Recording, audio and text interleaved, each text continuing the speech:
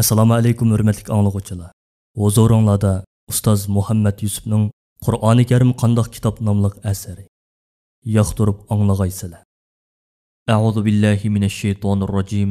Bismillahir rohmanir rohim. Ikkinchi bo'lim Qur'oni Karim tafsirlari. Tafsir Alloh taolaning kalomi bo'lgan Qur'oni Karimning ma'nosini tushuntirib beradigan, ahkomlarini va hikmatlarini o'ttirg'i chiqaradigan ilm demakdir. Allah Taala her bir peygamberini onun öz kavmi içinden tanlab çıkargandek, kitap düşürgen peygamberlerge o kitaplarını olanın öz tilide düşürgen. Qandaqlı bir peygamber eveteyli, biz onu öz kavmige Allah'ın buyurganlarını bayan qıp bəsun deb, öz kavminin tilide sözleydiğen qıp evetdik. Sure İbrahim 4. ayet. Samavi dinning oxirgi payg'ambari Hazreti Muhammad alayhissalom Arab yerim orlida dunyoga kelgan va shu joyda barliq insoniyatga payg'ambar qilib avatilgan bo'lib, uningga tushirilgan Qur'oni Karim uning qavmining tili bo'lgan arab tilida tushirilgan. Shubhisizki sizlarni tushunsin deb uni arabcha Qur'on qilib tushirdik.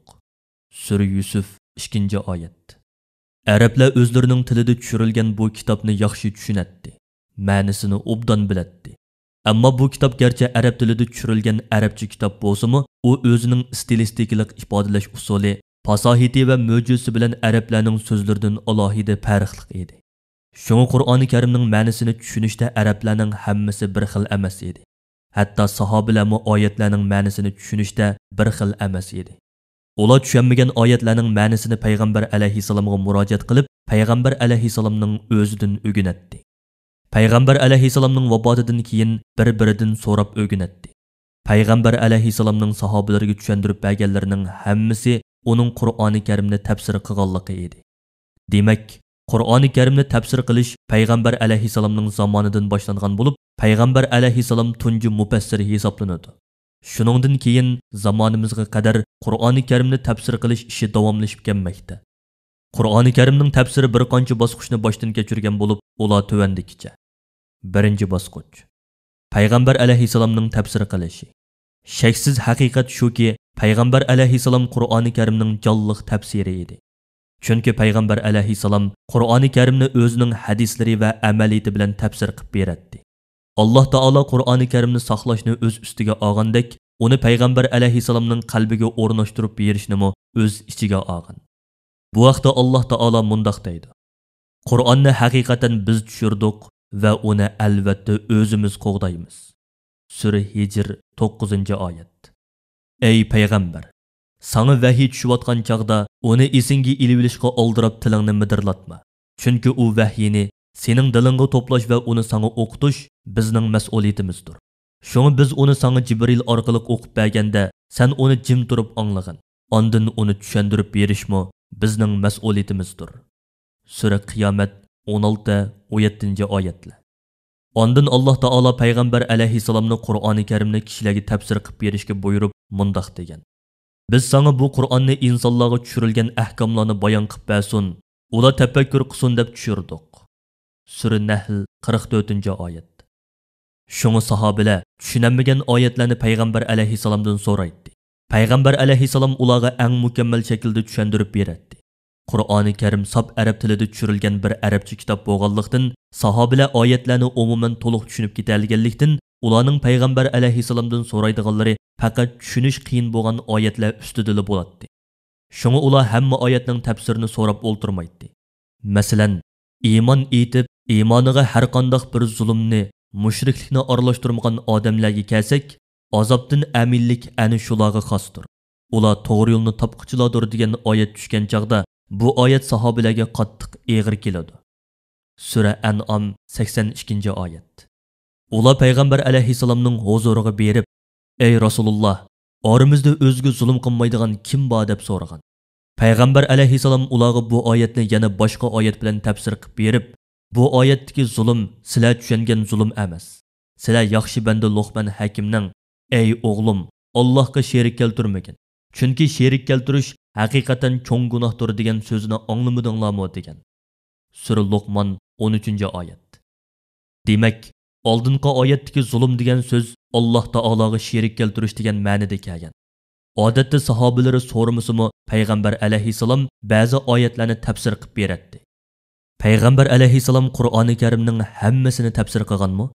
Ulamolar Payg'ambar alayhissalom Qur'oni Karim oyatlarining hammasini tafsir qilib berganmi yoki sahobalar tushunolmay qolgan qismini tafsir qilib berganmi degan masalada ixtiloflashgan bo'lib, Shayxul Islom Ibn Taymiya qatorliq ulamolar Payg'ambar alayhissalomning Qur'oni Karimning hammasini to'liq tafsir qilganligini ilgari surgan. Alloma Suyuti qatorliq ulamolar Payg'ambar alayhissalomning hamma oyatning tafsirini qilmaganligini, faqat sahobalar tushunolmay so'rgan oyatlarning tafsirini qilganligini ilgari surgan. Alloma Muhammad Husayn Zahabi Tafsir va Mufassirlar nomli asarida har ikki tarafning dalil isbotlarini va datalashlarini tafsiliy o'tirg'a qo'yib, oxirida mundaq degan: Yuqorqi ikki xil ko'z qarashning dalillarini ko'rib chiqqandan keyin ko'nglimiz shuning bilan orom topudiki, bu ikki xil ko'z qarashning o'ttirisida turib mundaq deymiz. Payg'ambar alayhissalom sahobalariga Qur'oni Karim oyatlaridan ko'plarining ma'nosini bayon qilib bergan bo'lib, buningga sahih hadislar guvohdir. Shundaqdimi Payg'ambar alayhissalom Qur'oni Karim oyatlarining hammasining ma'nosini bayon qilmagan. Chunki Qur'oni Karimda ma'nosini Alloh taolo o'zini biladigan, olimlarni tushunoladigan va arablar o'z tili bo'lganligi e'tibori bilan biladigan oyatlar, ya'ni har kim osonli tushunoladigan oyatlar bor. Ibn Abbos radhiyallohu anhuma mundaq degan: Tafsir 4 turlik bo'ladi. Birinchisi arablar o'z tili orqali biladigan turi. Ikkinchisi har kim tushunoladigan turi. Üçüncüsü olimlarni tushunadigan turi. To'rtinchisi bo'lsa Alloh taolodan boshqa hech kim bilmaydigan turidir. Tafsiri Tabari 1-tom 25-bet. Mana buningdan ma'lumki, Payg'ambar alayhissalom arablar o'zi tushunoladigan oyatlarni tafsir qilmagan. Chunki Qur'oni Karim ularning tilida tushgan. Payg'ambar alayhissalom yana kishilar darhol tushunoladigan oyatlarning tafsirini qilmagan.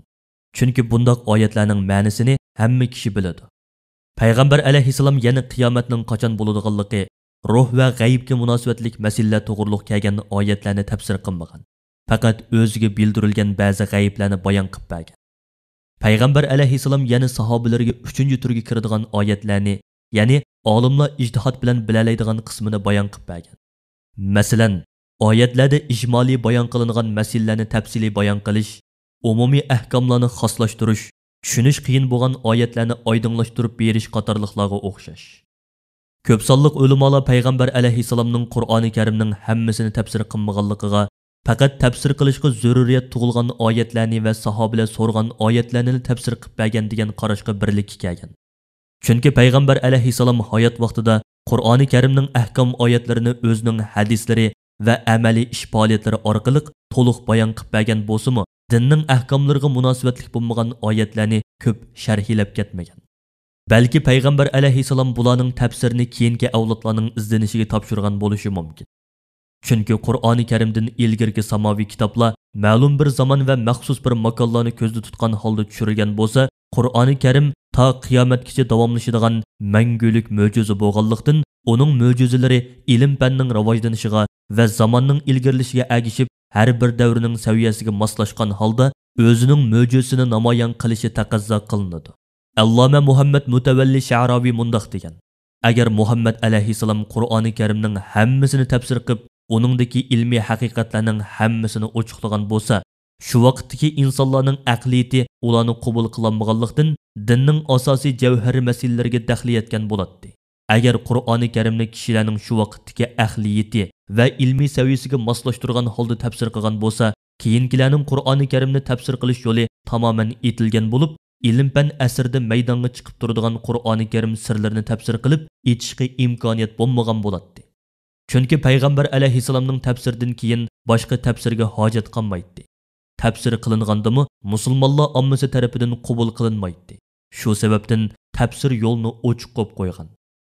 Payg'ambar alayhissalomning qilgan tafsirlari asosan tushunish qiyin bo'lgan oyatlarning ma'nosini ochiqlash, umumiylik tushunilib qoladigan oyatlarni xoslashtirish, oyatlarda kelgan ba'zi so'zlarning ma'nosini tushuntirishdan iborat bo'lgan.